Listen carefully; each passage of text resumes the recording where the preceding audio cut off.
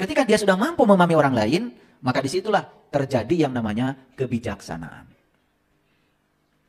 Jadi tidak mungkin seseorang mencapai kebijaksanaan kalau dia tidak mengalami pencerahan. Makanya untuk bisa memahami orang lain, kunci awalnya adalah harus memahami diri kita sendiri.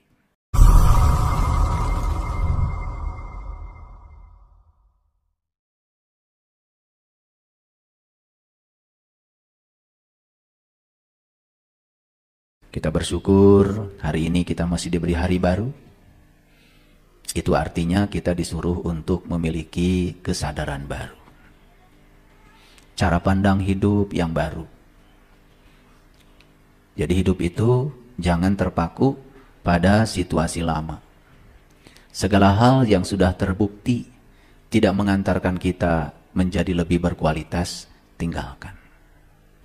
Ilmu yang tidak bisa menolong kita walaupun diagung-agungkan oleh kita, kalau jelas-jelas tidak membangun kesadaran kita, patut untuk dievaluasi.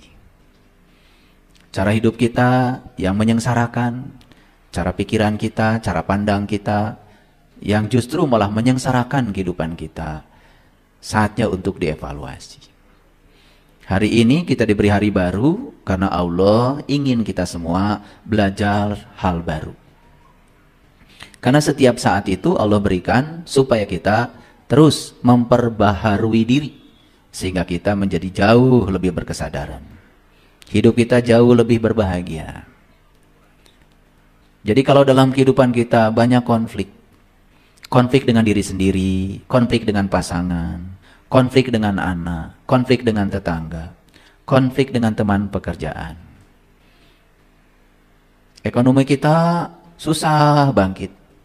Serba kekurangan. Badan kita juga jauh dari sehat. Sakit-sakitan. Itu kan semua itu adalah isyarat dari semesta. Ada kehidupan yang harus diperbarui. Ada cara hidupmu yang salah yang harus kamu ubah. Tapi kita selama ini menjalani kehidupan walaupun seperti itu, tetap saja menjalani cara berpikir masih seperti yang kemarin. Cara bertingkah masih seperti yang kemarin. Cara bicara masih seperti yang kemarin. Padahal sudah terbukti. Semua yang terjadi dalam kehidupan kita tidak ada yang terjadi secara kebetulan. Karena sesungguhnya semua itu adalah hasil undangan kita sendiri. Kita itu sebetulnya disuruh menonton. Kalau hidupmu seperti ini loh akibatnya. Kita sedang disuruh untuk menonton akibat-akibat dari sebab yang ditimbulkan oleh kita sendiri. Oleh karena itu kita bersyukur. Masih diberi hari baru. Masih diizinkan bernafas. Nafas masih mau masuk di tubuh ini. Berarti tubuh ini masih layak untuk dijadikan sebagai kepanjangan tangan Allah menyampaikan cinta kasih Allah. Jangan lupa, kita ada di dunia ini kan bukan rencana kita. Itu adalah rencana semesta. Oleh karena itu, kita selalu diajarkan setiap pekerjaan yang tidak dimulai dengan basmalah. Basmalah itu artinya atas nama Allah. Putus tidak menjadi amal. Artinya kita harus sadar bahwa kita ada di sini karena kita diutus oleh Allah untuk menjadi kepanjangan tangannya. Membawa sifat-sifat Allah, membawa kekuatan positifnya Allah, sehingga kita ini menjadi sarananya Allah untuk menyampaikan keinginannya Allah. Kalau hidup seperti itu, tidak membuat rencana-rencana baru, apapun yang terjadi, kita gampang untuk menerimanya. Karena tidak ada satu peristiwa di semesta ini yang terjadi tanpa kehadirannya. Maka diajarkan kalimat yang kedua, segala puji habis untuk Allah. Coba setiap kita mengucapkan kalimat-kalimat itu disadari sepenuhnya, sehingga kalimat itu memberikan efek sehingga kesadaran kita meningkat. Oleh karena itu mari kita bersyukur atas karunia Allah yang luar biasa, cinta kasihnya yang tanpa batas untuk kita semua. Kita puji Dia dengan membaca hamdalah. Alhamdulillahi Rabbil Alamin.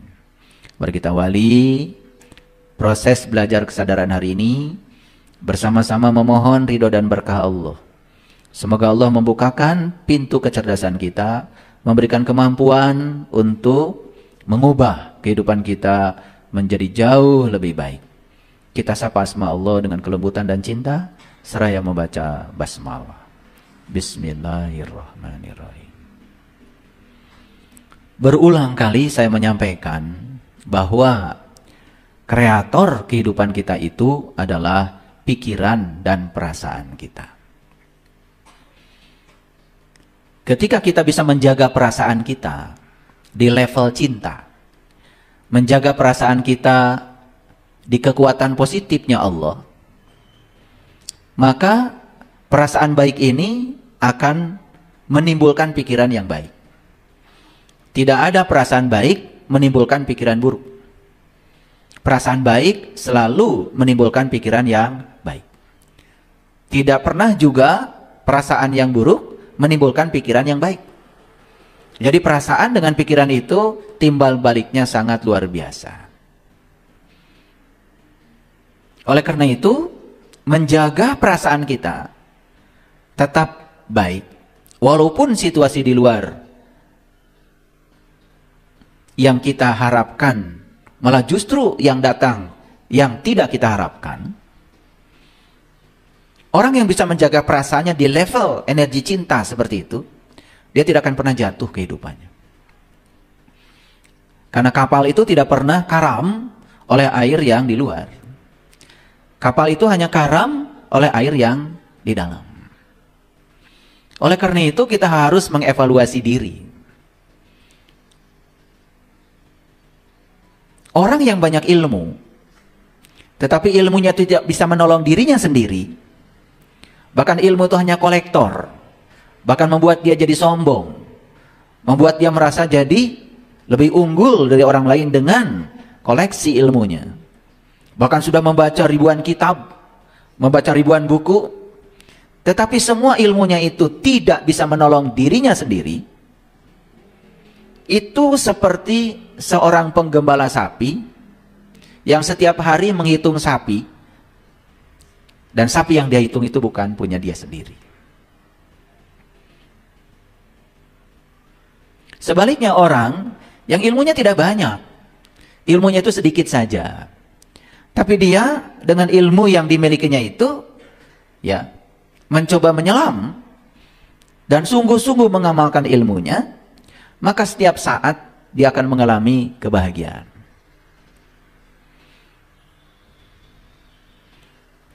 Jadi ilmu itu nggak usah banyak sebetulnya, sedikit saja. Tetapi yang kita miliki itu adalah ilmu-ilmu yang inti.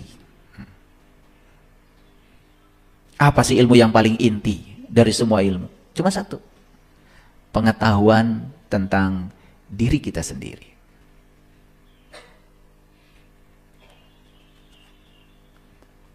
Ketika kita mampu memahami diri kita sendiri, maka disitulah terjadi yang namanya pencerahan. Dan orang yang sudah mampu memahami dirinya sendiri, dia juga memiliki kemampuan untuk bisa memahami orang lain.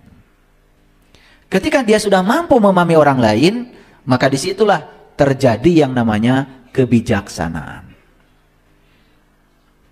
Jadi tidak mungkin seseorang mencapai kebijaksanaan kalau dia tidak mengalami pencerahan.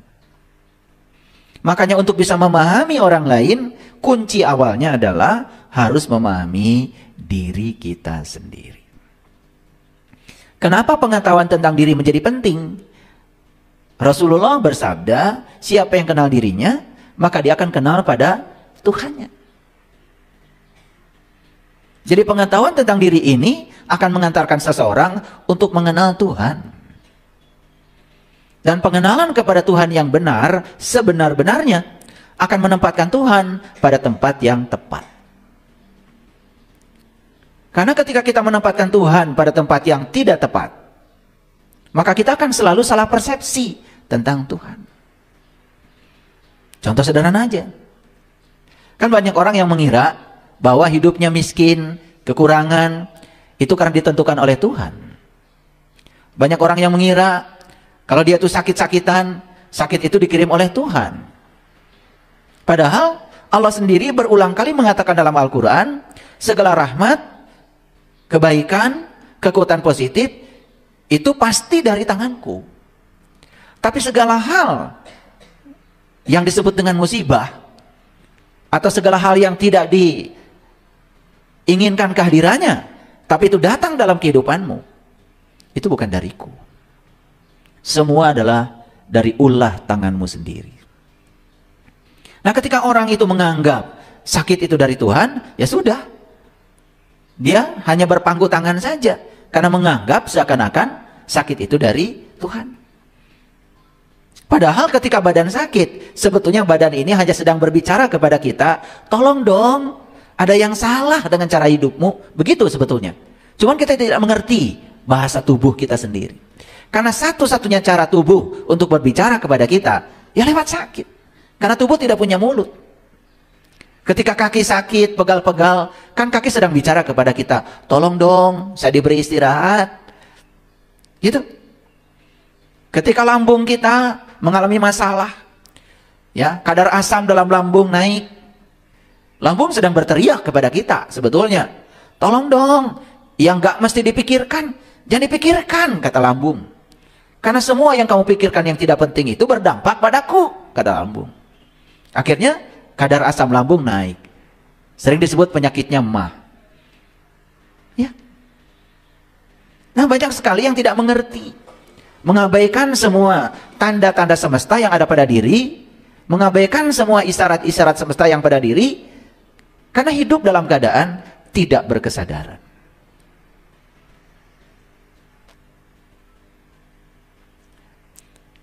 Kalau ada delman ditarik sama kuda, sepanjang kuda menarik delman, maka roda delman akan terus mengikuti kaki kuda. Sepanjang kuda menarik delman, maka roda delman akan mengikuti kaki kuda. Ketika seseorang tidak bisa mengendalikan pikirannya, bahkan pikiran yang tidak terkendali itu sudah sampai kepada kata-kata, pikiran yang tidak terkendali itu sudah sampai menjadi tindakan, maka penderitaan akibat dari ketidakmampuan kita mengendalikan pikiran itu persis seperti roda delman yang mengikuti kaki kuda. Kepastiannya seperti itu. Ketika kuda terus berjalan menarik delman, maka rodanya akan mengikuti kaki kuda. Sepanjang kita tidak menghentikan pikiran buruk kita, tidak bisa menghentikan perasaan buruk kita, dan perasaan kita sering otomatis terjebak pada situasi di luar diri kita, maka penderitaan yang akan mengikuti kita sepasti roda delman yang mengikuti kaki kuda. Sepasti itu penderitaan. Cuman kita sering tidak jujur, menganggap seakan-akan segala hal yang terjadi bukan undangan kita. Sehingga kita sering lari dari kenyataan itu. Itulah ya, kita tidak bertanggung jawab terhadap sebab yang ditimbulkan oleh kita sendiri. Tapi orang yang selalu menjaga kesucian pikirannya, karena dia juga suka menjaga perasaannya di level cinta, di level kekuatan positif, maka persis seperti tubuh yang diikuti oleh bayangan. Sepanjang ada cahaya, maka bayangan akan terbentuk. Sepasti itu. Maka kebahagiaan akan mengikuti orang yang selalu berpikiran suci, karena perasaannya ya selalu berada dalam level cinta. Maka kebahagiaan itu tidak usah dicari. Seperti bayangan yang tidak usah dibentuk. Ketika ada cahaya, bayangan terbentuk dengan sendiri. Sesederhana itu sebetulnya. Maka hidup itu menakjubkan bagi orang yang tahu. Hidup itu berkelimpahan bagi yang tahu. Tapi hidup menjadi penuh perjuangan, dan hidup itu menjadi sangat menyengsarakan bagi mereka yang tidak berkesadaran. Bayangkan ya, berapa banyak manusia di kehidupan ini yang hidupnya seperti robot. Tidak waspada, lengah hidupnya. Menjalani kehidupan seperti kebanyakan orang menjalani kehidupan. Padahal orang yang memberikan contoh dengan kehidupan yang seperti itu pun sudah terbukti kehidupannya tidak berkelimpahan. Nah, oleh karena itu pada kesempatan yang penuh berkah ini, izinkan saya untuk mengangkat satu topik yang sangat penting. Karena bagi saya, hidup ini ada artinya kalau kita bisa mengabdi pada nilai-nilai kemanusiaan. Sekali lagi, hidup ini baru ada artinya kalau kita bisa mengabdikan diri pada nilai-nilai kemanusiaan. Saya tidak berbicara manusia, tapi saya berbicara kemanusiaan. Karena nilai tertinggi manusia adalah aspek kemanusiaannya. Ketika manusia sudah kehilangan kemanusiaannya, tidak layak disebut manusia. Sekali lagi, ketika manusia sudah kehilangan kemanusiaannya, itu sudah tidak layak disebut manusia. Ini yang mau kita dalami hari ini. Sehingga setelah saya menjelaskan ini, kita nanti akan tahu apakah kita sesungguhnya manusia atau sekedar wujudnya kelihatan manusia, tapi kita kehilangan aspek kemanusiaan kita sendiri. Semoga ini menjadi cermin bagi kita semua. Dan nanti akan diberikan contoh-contoh, indikator-indikator, sekaligus juga saya berikan cermin untuk kita bercermin. Sehingga kita nanti bisa melihat diri kita yang sesungguhnya. Kira-kira itu topik kita hari ini. Kenapa diberi topik? Supaya pembicaraannya dalam dan tidak melebar. Untuk memasuki topik ini, saya sengaja mencuplik kata-kata yang sangat menyentuh dari seorang sastrawan Rusia, namanya Leo Tolstoy. Mungkin terjemahannya tidak terlalu persis, tetapi saya ingin menyampaikan kontennya, konteksnya. Leo Tolstoy mengatakan begini, jangan bicara terlalu banyak tentang agama kepadaku. Jangan bicara terlalu banyak tentang agama kepadaku. Tapi izinkan aku untuk melihat agama dalam perilakumu. Kan banyak ya orang bicara agama, tapi agama itu tidak mewujud dalam perilakunya. Menganjurkan kepada orang lain untuk melakukan kebaikan, tapi dirinya sendiri tidak melakukan itu. Jadi hanya pandai berpidato saja, menganjurkan sesuatu hanya untuk orang lain, tapi dirinya sendiri dilupakan. Saya kalau di grup, kalau mengajak untuk menyumbang, ya saya dulu yang nyumbang. Kalau saya di grup mengajak orang lain untuk berbuat kebaikan, ya saya dulu ngasih contoh. Supaya saya tidak lupa pada diri saya sendiri. Makanya Tolstoy mengatakan, jangan bicara terlalu banyak tentang agama kepadaku, tapi izinkan aku untuk melihat agama dalam perilakumu. Coba kita lihat ya, kata-kata Nabi Muhammad. Aku diutus ke dunia ini cuma satu tujuannya, untuk membentuk akhlak yang mulia. Tujuan beliau diutus ke dunia itu untuk menyempurnakan akhlak. Lalu untuk menyempurnakan akhlak itu ada banyak instrumen nih yang dirangkum dalam rukun Islam. Itu instrumen. Syahadat, sholat, zakat, saum, haji, itu instrumen. Itu alat-alat yang telah terbentuk, teruji, bisa mengantarkan seseorang untuk membentuk akhlak yang mulia. Tetapi banyak yang tidak mengerti, itu dianggap sebagai tujuan. Lalu ketika instrumen alat menjadi tujuan, maka semua orang akan terikat pada alat itu. Sama seperti ini, kita mau nyebrang ke pulau, kan pakai rakit, betul? Setelah kita menggunakan rakit dan sampai di pulau, gak ada yang mau turun ke pulau. Semua pada diam di rakit dan menganggap rakit sebagai tujuan. Padahal rakit itu hanya alat untuk mencapai tujuan. Tujuan kita adalah pulau. Jadi syahadat, sholat, zakat, saum, haji, itu alat semuanya. Itu instrumen. Tapi banyak di antara kita justru menjadikan itu seakan-akan sebagai tujuan. Sehingga kesalehan itu dilihat dari sudah bersyahadat belum. Gak pernah dilihat apakah syahadat berdampak gak dalam akhlaknya. Sudah sholat belum? Gak pernah dilihat apakah sholatnya berdampak gak. Jelaskan di Quran dikatakan sholat itu adalah instrumen untuk mencegah manusia dari perbuatan keji dan munkar. Jadi sebetulnya sholat itu adalah alat, tujuannya adalah akhlak. Banyak kan orang yang bangga dengan sholatnya, apapun akhlaknya. Banyak orang yang mengagung-agungkan rakaat sholatnya, gak peduli seberapa buruk akhlaknya. Padahal udah jelas kalau akhlaknya buruk, itu tandanya sholatnya kan harus diperbaiki, kan itu. Betul nggak? Bahkan di Quran dikatakan, ya,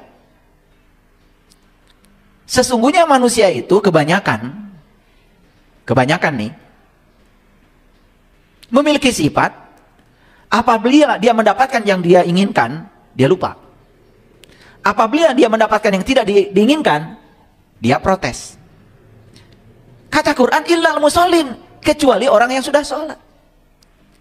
Bahasa Qurannya begini, innal insana khuliqa halu'a, idza masahu syarru zazua, wa idza masahu khairul manu'a, illal musallin. Begitu, bahasa Qurannya begitu. Kebanyakan manusia, hidupnya itu memiliki dua dimensi. Apabila dia mendapatkan yang dia diinginkan, dia bahagia sekali. Ketika dia mendapatkan yang tidak diinginkan, walaupun itu baik bagi dirinya, menderita sekali.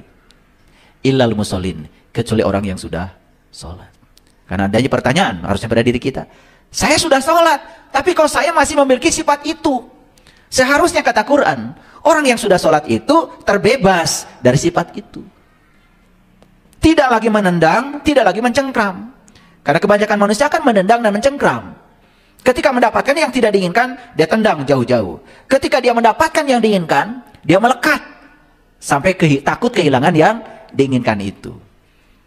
Padahal itulah yang disebut dengan penderitaan. Jadi kok sudah sholat tapi masih menderita? Berarti sholat tidak berhasil menjadi rakit, tidak berhasil menjadi alat. Saya ingin menegaskan supaya kita semua sadar, mana alat, mana tujuan. Bahkan agama pun sebetulnya bukan tujuan. Agama itu instrumen, agama itu alat. Kan tujuan kita pulang kepada Allah.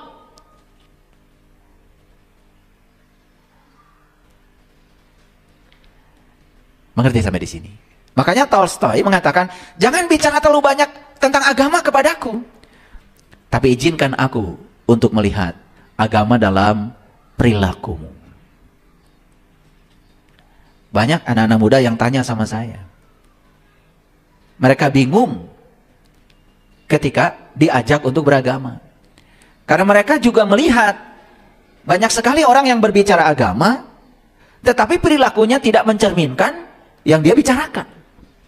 Bahkan tempat-tempat yang oleh masyarakat dianggap suci, bahkan mereka menitipkan anaknya di tempat itu. Nah justru di tempat itu terjadi hal-hal yang tidak selaras dengan agama. Betul ya? Oke.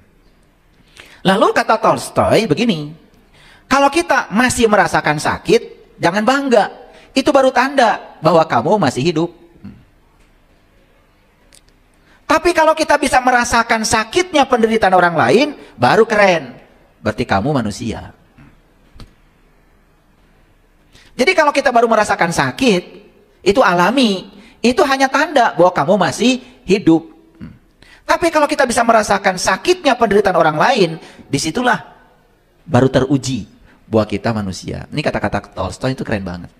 Jadi kalau kamu baru merasakan sakit, itu belum tentu kamu manusia. Itu baru tanda kalau kamu tuh masih hidup, itu aja. Tapi kalau kamu bisa merasakan penderitaan orang lain, sakitnya penderitaan orang lain, baru kamu layak disebut manusia. Jadi saya selalu teringat ya, dialog antara Musa dengan Allah dalam hadis qudsi. Mungkin para hadirin sudah bosan ya dengar kata-kata saya ini. Suatu saat kan Musa ditegur sama Allah. Hai Musa, kenapa ketika aku sakit, kata Allah, kamu tidak menjenguk aku? Lah tentu saja Musa kan, mutakaliman Musa itu. Bisa bercakap-cakap dengan Allah. Tapi tolong diperhatikan cara bercakap-cakapnya seperti apa. Karena Allah itu kan gak punya mulut. Ya. Nah itu nanti harus ada bab tersendiri. Cuma saya mengingatkan, bercakap-cakapnya seperti apa. Tentu saja bercakap-cakapnya itu lewat vibrasi, lewat energi, lewat resonansi. Karena seorang Rasul itu pasti ya sudah resonan. Karena frekuensinya sudah sama dengan frekuensi ilahi. Ketika terjadi persamaan frekuensi,